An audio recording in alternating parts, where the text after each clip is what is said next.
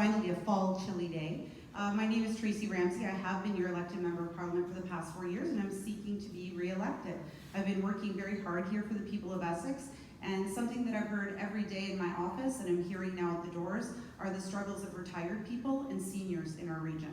And that is because of a lack of health care that's accessible, because we don't have pharmacare, that a lot of folks are struggling to pay for their medication. They're skipping medication, they're not able to afford not only the medication they need, but some of the equipment that's necessary to be able to deliver that. And I think specifically about a diabetic that I know who's struggling to be able to afford the needles as well as the finger pricks to be able to assess their situation. So we recognize in the NDP how significant the strain is on our healthcare system and how we've been moving in reverse under consecutive governments, the Liberals and the Conservatives, who have been reducing the amount of money coming from the federal government to the provinces, and now we're in a critical situation. So I also want to thank CARP, because CARP is always welcome in my office in Ottawa. I've had many meetings with you over the past 4 years, and I'm really always truly inspired by the amount of advocacy that comes out of retired persons and seniors.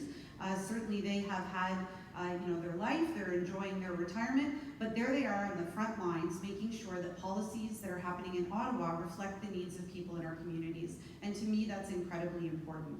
So some of the things that we've been working on as New Democrats are similar things that you've been working on. We've been talking about pensions.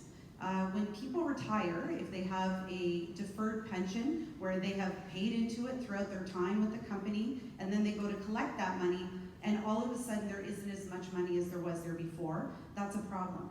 We cannot move to a system where what you expected to retire on doesn't exist. We need pension protection when we have situations like we just had at Sears, like we've had at other companies that have gone bankrupt in our country.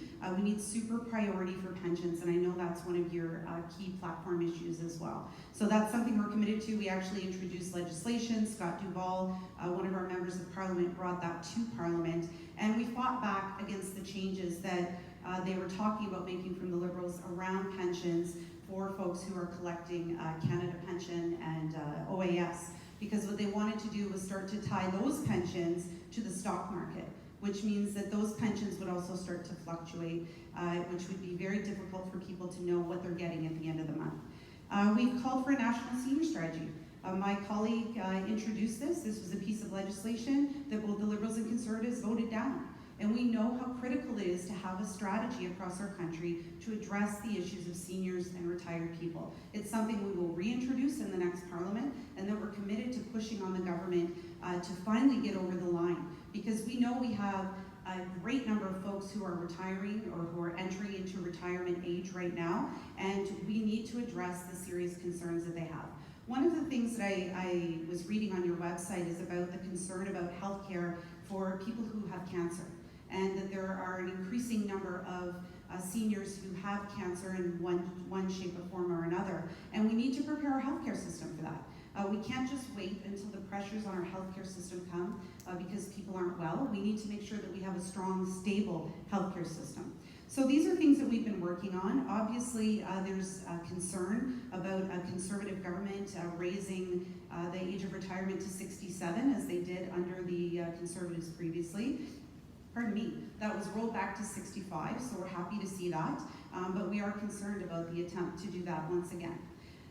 Overall, I would say that I have been working incredibly hard with seniors in our region, trying to get them to the services that they need. When the people come into my office, it's often because they're in a difficult position. And we don't just say to them, that's not federal, we can't help you. We reach out into our community with our community partners, with our provincial partners, municipal partners, to make sure we find answers for folks in our office who need help. And that can be someone who's trying to access a CPP disability. That can be someone who can't afford their medication. Dental care is huge, and not having dental care coverage for seniors and people who are retired is resulting in people's health being impacted. We're committed to making sure that dental care is part of health care. Because I don't know how you look at your whole body and try to remove your mouth out of the equation. It's part of our overall health. And back to the fight that we've been doing in Parliament, it has been around many, many seniors issues. Like I said, the pension, pharmacare. And I want to talk a minute about pharmacare because a lot of folks say, well, how are you going to pay for that? And I kind of laugh because I never hear anyone say that when we write off corporate loans. When we write off $6 billion in corporate loans, no one says, how are we going to pay for that? So there are ways to pay for pharmacare in our country, and quite honestly, we'll make money in the process because people will be healthier. Our healthcare system will be less burdened by people who simply need a few dollars worth of medication, of pills, and end up going to the hospital because they're so unwell. If you're diabetic and you're skipping medication and skipping doses or potentially sharing doses with someone in your home, and you become critically ill, you then need to visit the hospital to become well again.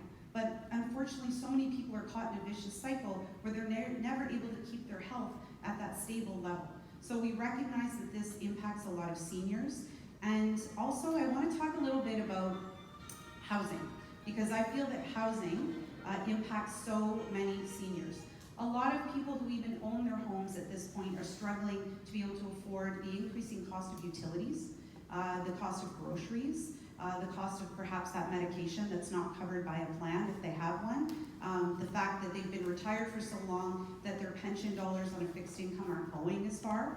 And we know that we end up seeing seniors who end up homeless, who end up having to move back with family members, who end up having to leave their family home because they're in a dangerous financial position. 50% of Canadians overall are $200 away from losing everything they have.